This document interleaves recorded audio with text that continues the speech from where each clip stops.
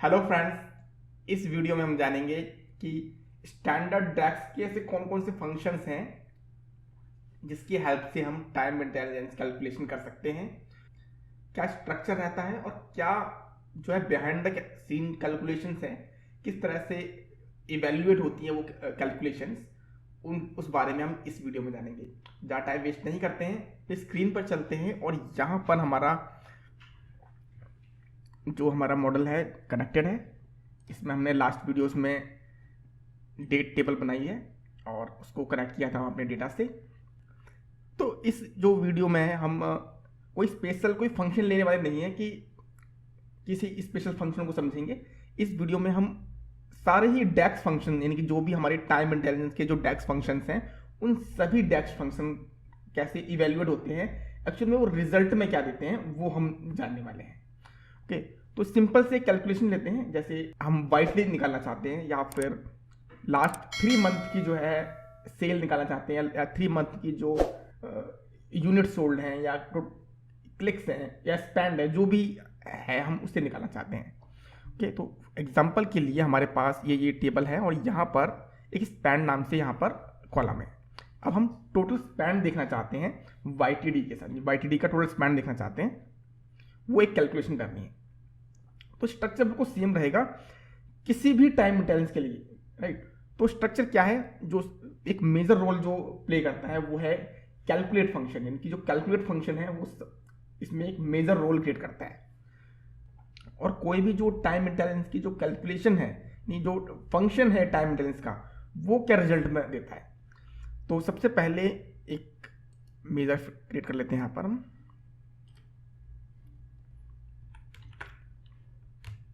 YTD span. तो कोई भी फंक्शन आप लिखेंगे सबसे पहले आपको लिखना होगा यहाँ पर कैलकुलेट फंक्शन, यानी कि जो टाइम इंटेलिजेंस फंक्शन है वो कैलकुलेट के ऊपर चलते हैं। और इसके दो पैरामीटर यहाँ पर हैं, एक एक्सप्रेशन और दूसरा फिल्टर। फिल्टर यहाँ पर मल्टीपल्स हैं ऑब्वियसली, क्योंकि अब जैसे आप कॉमन लगाते जाएंगे वैसे आप देखेंगे फिल्टर 2 3 4 5 6 मतलब मल्टीपल हैं, वो लिमिटेड। तो पहला वो एक्सप्रेशन है जो हम कैलकुलेट करना चाहते हैं। हम चाहते हैं कि स्पेंड कैलकुलेट किया जाए, टोटल ऑफ स्पेंड। तो यहां पर हम सम फंक्शन लगाते हैं और डेटा का जो स्पेंड कॉलम है वो ले लेते हैं। तो ये हो गया हमारा स्पेंड कॉलम। अब कॉमा लगाते हैं। अब फिल्टर पैरामीटर है। अब इस फिल्टर पैरामीटर में ही टाइम इंटेलिजेंस के सारे फंक्शन आते हैं। तो यहां पर YTD है, तो यहां पर एक फंक्शन है हमारे पास डेट्स YTD, राइट। ये रहा वो डेट्स YTD फंक्शन। और इसको क्या चाहिए, डेट्स चाहिए। तो जब भी हम किसी भी टाइम इंटेलिजेंस फंक्शन के अंदर डेट्स नाम से देखते हैं तो हमें वही डेट्स इसमें डाल देनी है जो हमने मार्क किया ऐसे डेट टेबल में। तो हमारी जो है डेट टेबल में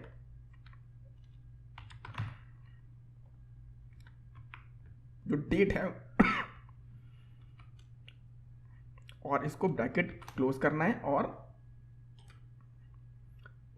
ओके कर देना है। तो ये जो YTD स्पेंड है उसको हम देखते हैं यहाँ पर ईयर वाइज कैलकुलेशन कर लेते हैं। इसको मैथमेटिक्स बनाते हैं और जो ईयर है वो ले लेते हैं यहाँ पर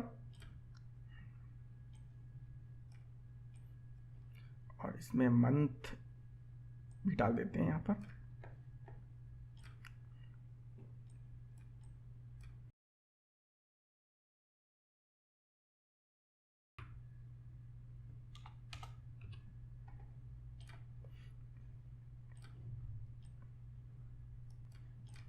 देखिए, तो ये 2016, 2017, 2018, 2019, 20, 21, 22 और 23 सबका जो है YTD निकल गया है। आप देखिए जनवरी में ये वैल्यूज़ हैं, फरवरी में ये वैल्यूज़ हैं और ये धीरे धीरे कुमुलेटिव होती जा रही है। तो ये पता तब चलेगा जब हम स्पैन के कैलकुलेशन भी इसमें डालेंगे। अब देखेंगे, अब जो फर्स्ट नंबर है फर्स्ट आ रहा है क्योंकि इससे पहले कोई डेटा ही नहीं है यहाँ पर। अब सेकंड वाले में जो YTD वैल्यूज़ है वो इन दोनों वैल्यूज़ का सम आ रहा है, फिर इन तीनों वैल्यूज़ का सम ये आ रहा है। इस तरह से इस फुल ईयर का जो सम है वो लास्ट 12 मंथ में आ रहा है। ये अब तक का जो YTD है, नहीं अब तक ईयर टू डेट, यानी स्टार्टिंग ऑफ जैन से अब तक का डेटा, वो आप समझ लेंगे। इन डिटेल में हम जब हम YTD पढ़ेंगे तब सीखेंगे। तो ये जो कैलकुलेशन हुई इसके दो पार्ट रहे। पहला वो कैलकुलेशन, वो एक्सप्रेशन, और जो दूसरा है डेट्स बाई टी और कैलकुलेट लगा हुआ है, तो ऑब्वियसली जो भी हमने फिल्टर पैरामीटर में दिया है ये ओवरराइड करने वाला है। फुल डिटेल जाननी है तो पूरी प्लेलिस्ट है कैलकुलेट के ऊपर, सुपर हीरो टैक्स, वो आप देख सकते हैं। राइट, अब हमें ये देखना है कि ये डेट्स बाई टी क्या दे रहा है रिजल्ट, ये क्या आंसर देता है। तो इसके लिए हमें ओपन करना पड़ेगा डेक्स स्टूडियो, क्योंकि ये टेबल एक्सप्रेशन है। टाइम मेंटेनेंस जितने भी फंक्शंस हैं वो सारे के सारे टेबल एक्सप्रेशन होते हैं। राइट, तो अब देखना है कि हमें क्या रिजल्ट में आता है इसके। तो मैंने इसे कॉपी किया और डेक्स स्टूडियो ओपन किया,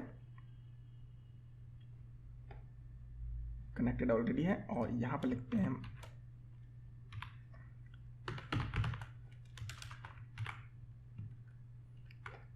और रन करते हैं।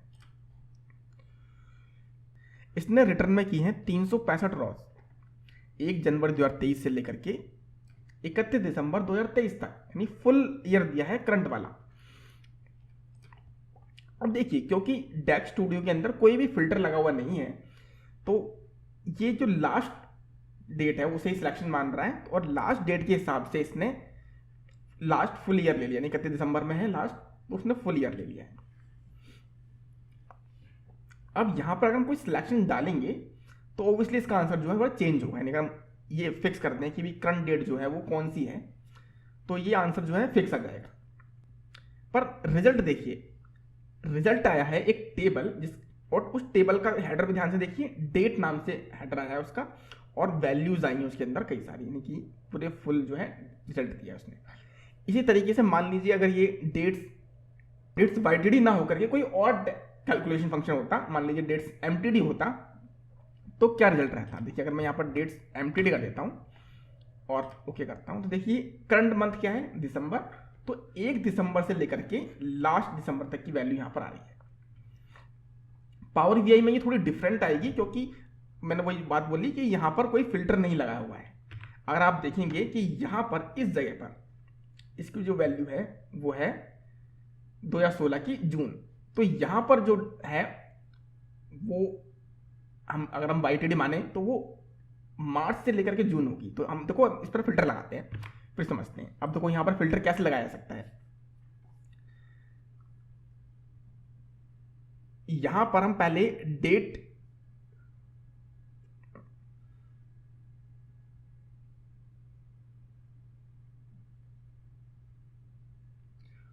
तो यहां पर पहले एक डमी रेंज बना लेते हैं।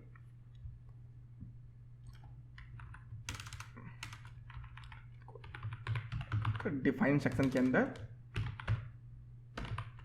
डिफाइन टेबल कर रहे हैं हम यहां पर, और वो जो टेबल है उसको हम एक फंक्शन है हमारा डेट्स बिटवीन से लिख रहे हैं, और डेट्स बिटवीन के अंदर आ रहा है, सबसे पहले लेना है हमें डेट टेबल का डेट,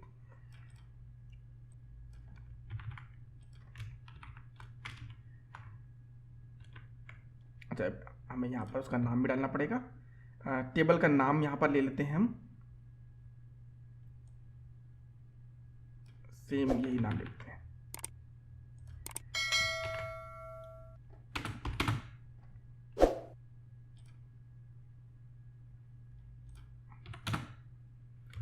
और यहाँ पर स्टार्ट डेट ले रहे हैं हम 2018 जनवरी से लेकर के एंड डेट ले रहे हैं हम 2022 जुलाई 2001।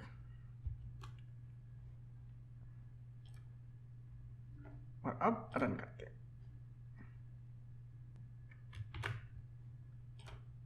हैं, और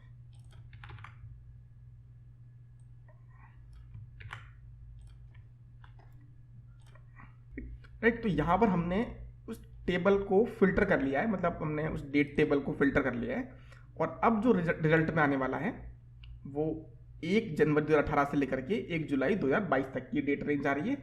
और अब डेट्स एमटीडी हमने कैलेंडर डेट टेबल के बजाय इस टेबल पर लगाई है। तो देखिए dates MTD month to date होती है, और जो लास्ट डेट है वो भी 1 जुलाई है यहाँ पर। अगर मैं इस जुलाई को 18 जुलाई कर दूँ और रन करूँ तो अब देखेंगे कि MTD है, तो अभी करंट डेट क्या है 18 जुलाई, तो करंट मंथ क्या हो गया जुलाई, तो 1 जुलाई से 18 जुलाई तक की डेट रिटर्न में आनी चाहिए। देखो 1 जुलाई से लेकर के 18 जुलाई तक की डेट जो है रिटर्न में आ गई है।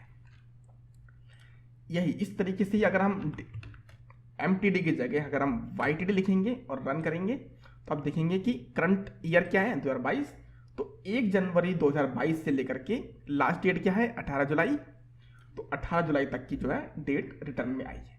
यानी कि बिल्कुल इजीली क्लियर समझ में आ रहा है कि जो डेट्स YTD फंक्शन है वो करंट ईयर की फर्स्ट डेट से लेकर के अभी तक की, जो भी फिल्टर कॉन्टेक्स्ट की लास्ट डेट से मतलब होता है यहाँ पर, क्योंकि यहाँ पर हमने जो फिल्टर कॉन्टेक्स्ट लगाया है वो 1 जनवरी से 18 जुलाई लगाया है, तो उस करंट फिल्टर कॉन्टेक्स्ट की जो लास्ट डेट है उसे वो लास्ट डेट मानेगा, नहीं वहां तक ईयर टू डेट मान रहा है उसको।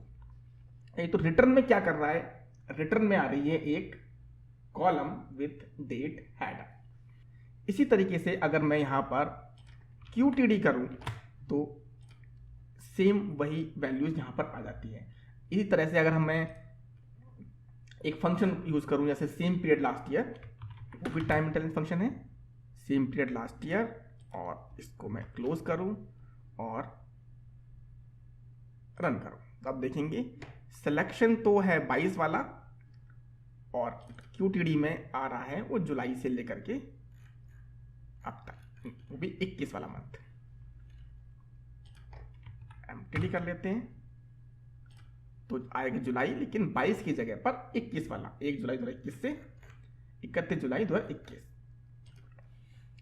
तो इन शॉर्ट में अगर हम समझेगा ध्यान से देखेंगे तो दो चीजें यहां पर है।